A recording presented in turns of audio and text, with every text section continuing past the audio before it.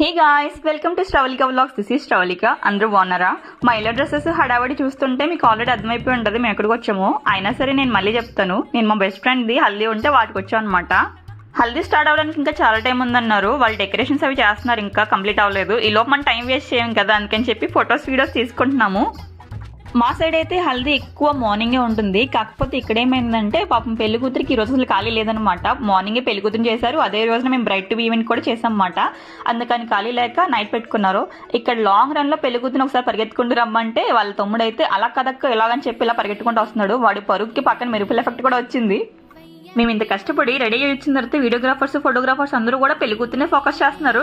ఏంటి మరి మన పరిస్థితి ఏంటి అని అడుగుతుంటే మా ఫ్రెండ్ ఉంటుంది, సర్లే ఇంకా ఈ రోజు పెళ్లి కూతురు కదా హడావడి, మనం తర్వాత తీసుకుందాంలే అని చెప్పి ఇంకా అనుకుంటున్నాం అన్నమాట. మొత్తానికి డెకరేషన్ అయితే కంప్లీట్ అయిపోయింది. ఇంకా హల్దీ ఈవెంట్ కూడా స్టార్ట్ అయిపోయింది. మేము హల్దీ ఎలా సెలబ్రేట్ చేసుకున్నాం అన్నది కమింగ్ వీడియోస్ లో చూపిస్తాను. మిస్ అవ్వకుండా ఛానల్ సబ్స్క్రైబ్ చేసుకోండి.